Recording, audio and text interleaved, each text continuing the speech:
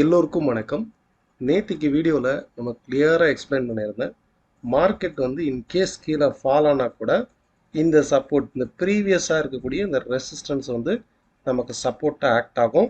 25,080 வந்து சப்போர்ட்டாக ஆக்ட் ஆகும். ஸோ இங்கேருந்து கூட இந்த பவுன்ஸ் பேக் வந்து நடக்கலாம் அப்படிங்கிறத பார்த்தோம். கரெக்டாக மார்க்கெட் வந்து கேப் டவுன் ஆகி ஒரு ஸ்ட்ராங்காக ரிவர்சல் ஆகிருக்கு. ஸோ நாளைக்கும் இன்னைக்கு டேவுடைய ஹையை கட் பண்ணும்போது இந்த ட்ரெண்ட் தொடர்ச்சியாக அப்சைட் ரைஸ் ஆகிறதுக்கான பாசிபிலிட்டிஸ் இருக்குது. என்ன டைம் ஃப்ரேமில் எடுக்கிறது, எந்தெந்த செக்டாரில் நம்ம வந்து ஃபோக்கஸ் பண்ணணும், குறிப்பாக பிரேக் அவுட் ஆன ஸ்டாக்ஸ் வந்து என்னென்ன, இதை பற்றி இந்த வீடியோவில் பார்க்கலாம். லோவர் டைம் ஃப்ரேமில் எக்ஸ்பிளைன் பண்ணும்போது இன்னுமே கிளியராக புரியும்.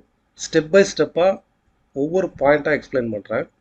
ஃபஸ்ட்டு திங் நீங்கள் வச்சுக்க வேண்டியது 30 மினிட்ஸ் டைம் ஃப்ரேமில் வச்சுக்கோங்க. ஓகே, இந்த ட்ரெண்ட் லைனை கவனிச்சு பாருங்க. லாஸ்ட் ஒரு 3 டேஸாகவே கம்ப்ளீட்டாக இந்த ட்ரெண்ட் லைனை தான் ஃபாலோ பண்ணுது. ஒவ்வொரு முறையும் இந்த ட்ரெண்ட் லைனை டச் பண்ணும்போது பாருங்கள், மார்க்கெட் அப்சைட் ரைஸ் ஆகுதா. அதே போல் இன்னைக்கு கேப் டவுன் ஆயிருக்கு. கரெக்டாக எங்கே வந்து நிற்குது பாருங்கள். இந்த ட்ரெண்ட் லைனில் வந்து சப்போர்ட் எடுத்து மார்க்கெட் ரைஸ் ஆகுதா. சரி, இப்போ நாளைக்கு நம்ம கவனிக்க வேண்டியது என்ன? ஸோ இது எப்படி நம்ம அப்ரோச் பண்ணணும்? ஃபஸ்ட்டு திங், ஒரு 3 விஷயம் வந்து கவனிங்க. மார்க்கெட் வந்து கேப் டவுன் ஆயிருக்கு. இந்த கேப் டவுனில் வந்து லாஸ்ட் ஒரு 1 டே கம்ப்ளீட்டாக ஒரு நேரவாக ட்ரேட் ஆகிருக்கா. இந்த இடத்துல ஒரு நேரவாக ட்ரேட் ஆகிருக்கு பாருங்க. ஸோ மார்க்கெட் ரைஸ் ஆகும்போது, நாளைக்கு மார்க்கெட் ரைஸ் ஆகும்போது இந்த ட்ரெண்ட் லைன் வந்து ரெசிஸ்டன்ஸ் ஆக்ட் ஆகுமா, ரீடெஸ்ட் ஆகுமா? ஃபஸ்ட்டு திங் வந்து மார்க்கெட் மேலே ரைஸ் ஆகும்போது இந்த சப்போர்ட் வந்து இது வரைக்கும் எடுத்திருந்த சப்போர்ட்டு ரெசிஸ்டன்ஸாக ஒர்க் ஆகும். ஓகே, இது வந்து ஃபஸ்ட்டு. செகண்ட் வந்து இந்த கேப் இருக்கு பாருங்க.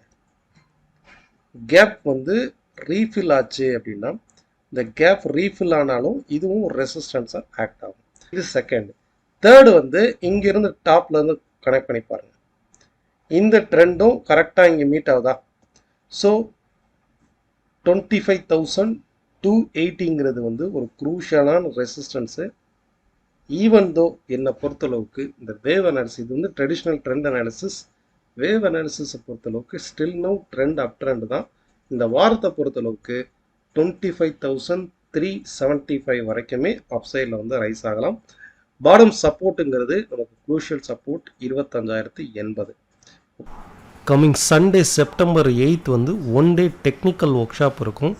எப்படிலாம் இன்ட்ராடே லெவல்ஸ் எடுக்கணும், ஸ்விங் ட்ரேட் எப்படி எடுக்கணும், and GA wave method, MI wave மெத்தடுடைய டெமான்ஸ்ட்ரேஷன் வந்து இந்த கிளாஸில் வந்து இருக்கும். அண்ட் இதுக்கு என்ரோல் பண்ணுறதுக்கு கீழே உள்ள லிங்க் இருக்கும், அதை கிளிக் பண்ணி இன்ட்ரெஸ்டட் பீப்புள் என்ரோல் பண்ணிக்கலாம். நெக்ஸ்ட்டு பேங்க் நிஃப்டி வந்து பார்க்கலாம். நம்ம என்ன டீச் பண்ணுறோமோ அதை லைவ் மார்க்கெட்டில் ப்ரூவ் பண்ணும்போது தான், இன்ஃபேக்ட் வந்து பப்ளிக்காகவே ஓப்பனாக ப்ரூவ் பண்ணும்போது மட்டுமே மார்க்கெட்டை பற்றியான ஒரு கான்ஃபிடென்ட் வந்து வரும். இன்றைக்கி லைவ் மார்க்கெட்டில் பேங்க் நிஃப்டி கண்டினியூஸாக டவுன் ஆயிருந்தது. ஓப்பன் ஆனதுலேருந்தே ஒரு கேப் டவுனு அண்ட் கண்டினியூஸாக டவுன் ஆகிட்டு இருக்கும்போது நம்மளுடைய அனாலிசிஸில், வேவ் அனாலிசிஸில் எக்ஸாக்டாக ப்ரெடிக்ட் பண்ணியிருந்தேன். 51,245 தான் சப்போர்ட். இங்கேருந்து அப்சைடு வந்து ரைஸ் ஆகும். ஓவரால் ட்ரெண்ட் வந்து சைட்வேஸ் அப் ட்ரெண்ட் தான். அதுக்கு அடுத்து ஒரு வாய்ஸ் மெசேஜும் கொடுத்ததுன்னு சப்போர்ட் எடுத்து அப்சைடில் வந்து ரைஸ் ஆகுது. ஸோ அப்சைடில் மினிமம் 51,430 வரைக்கும் ரைஸ் ஆகிடும். இதை கேட்டு பாருங்க. 51,245 சப்போர்ட்டு ஆல்மோஸ்ட் நியர்பை வரைக்கும் போயிட்டு சப்போர்ட் எடுத்து தான் மேலே ரைஸ் ஆகுது. அப்சைட் ரெசிஸ்டன்ஸ்னாக்க 51,430 இருக்கும். சப்போர்ட் லெவலில் எடுத்து ரீபவுண்ட் ஆகுது. இந்த இடத்துல வந்து மினிமம் 51,430 வரைக்கும் ரைஸ் ஆகிடும். இது நான் போஸ்ட் பண்ணது இங்கே 10 o'clock போஸ்ட் பண்ணியிருக்கேன். 5 minutes பிஃபோராகவே ஸ்டூடெண்ட் குரூப்பில் வந்து ஃபஸ்ட்டு ஷேர் பண்ணிடுவேன். ஸோ இதுக்கு அடுத்து என்ன நடந்திருக்குன்னு பார்க்கலாம். ஓகே, ஒரு 10 o'clock அப்புறம் என்ன நடந்திருக்கு அப்படிங்கிறத பார் ரிப்ளை பண்ணி பார்ப்போம். ஸோ அகெயின் 310 வரைக்கும் ரைஸ் டவுன் ஆகுது. 316 அகெயின் ரைஸ் ஆகுது பாருங்க. டார்கெட் ஹிட் ஆயிருக்கா? நம்ம சொன்ன அந்த டார்கெட் எக்ஸாக்டாக ஹிட் ஆயிருக்கா? அது மட்டும் இல்லை, அந்த டார்கெட் ஹிட் பண்ணிவிட்டு மார்க்கெட் வந்து ப்ராஃபிட் புக் ஆகுது பாருங்கள் இந்த இடத்துல. ஸோ இன்வெஸ்டர்ஸ் எந்த இடத்துல ஏன் வந்து இது வரைக்கும் ரைஸ் ஆன மார்க்கெட் ஏன் இங்கேருந்து சைட்வேஸாக மாறணும்? இதுக்கு மேலே ஒரு கேன்லாவது ஒரு 5 மினிட்ஸ் கேன் க்ளோஸ் ஆகுதா? கண்டினியூஸாக கீழே ஃபாலோ ஆகுதா? அப்போ இங்கே பை பண்ணவங்க இந்த இடத்துல ப்ராஃபிட் புக் பண்ணுறாங்க. ஸோ எங்கே டேர்னிங் எடுக்கும், எங்கே ப்ராஃபிட் புக் பண்ணுவாங்க அப்படின்னு தெரிஞ்சாதான் இன்ட்ராடேல நம்ம ப்ராஃபிட் மேக் பண்ண முடியும்.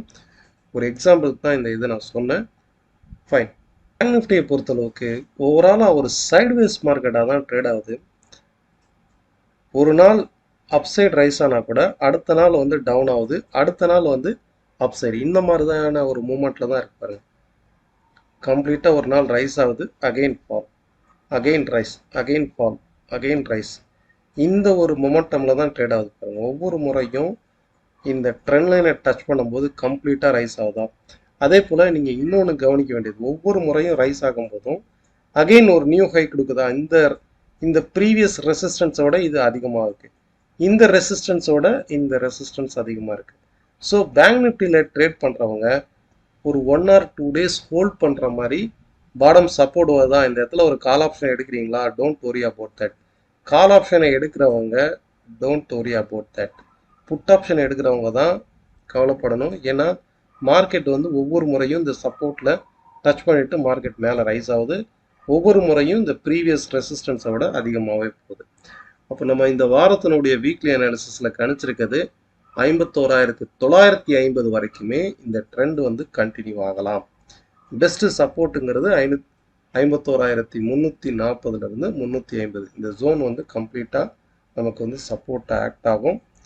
இன்றைக்குமே அந்த சப்போர்ட் எடுத்து தான் மார்க்கெட் மேலே ரைஸ் ஆகுது. நம்ம கணிச்சிருந்தது 51,245, மார்க்கெட் லோ ஆனது 51,259. ஓகே, ஸோ இதுவுமே வந்து நாளைக்கும் அப்சைடில் போகிறதுக்கான வாய்ப்பு இருக்குது. செக்டார் வைஸ்ன்னு பார்க்கும்போது ஃபார்மா செக்டார் ஒரு ஸ்ட்ராங்கான ரிவர்சல் வந்து கொடுத்துருந்தது. இன்னைக்கு பொறுத்தளவுக்கு ஃபார்மா, பேங்க்ஸு, அது மட்டும் இல்லை ரியல் எஸ்டேட் ஸ்டாக்ஸ், இந்த செக்டார் ஓரியன்டான பங்குகளை வந்து செலக்ட் பண்ணுங்கள். பிகாஸ் பெரும்பாலான செக்டார்ஸ் வந்து ஒரு சைட்வேஸ் அண்ட் ப்ராஃபிட் புக்கிங்கில் இருக்குது. ஒரு சில செக்டார் நம்ம இந்த வாரம் பார்த்ததும் இதே தான் பார்த்தோம். Banks, IT and pharma and real estate, இது எல்லாமே வந்து ஒரு சைட்வேஸ் அப் ட்ரெண்டில் ட்ரேட் ஆகுது. எஸ்பெஷலி ஐடி அண்ட் ஃபார்மா வந்து ஒரு ஸ்ட்ராங்காக ரிவர்சல் கொடுக்குங்கிறத பார்த்தோம். இன்னைக்கு நம்ம பார்க்கக்கூடிய பங்குகளில் ஹெச்டிஎஃப்சி அசெட் மேனேஜ்மெண்ட், இந்த ஸ்டாக் வந்து எடுத்து பாருங்கள். ஒரு சைட்வேஸ் மார்க்கெட் வந்து அப்சைடு வந்து ரிவர்சல் ஆகுது. செகண்டாக வந்து பார்த்தீங்கன்னா பயோகான் கிளியராக ஒரு அப் ட்ரெண்ட் வந்து பிரேக் அவுட் ஆகி நிற்கிது பாருங்கள். அது மட்டும் இல்லை, ஃபார்மா செக்டாரும் ரைஸ் ஆகும்போது பயோகானும் ரைஸ் ஆகுது. ஸோ தொடர்ந்து இந்த ஸ்டாக்கில் வந்து ஃபோக்கஸ் பண்ணி பாருங்கள்.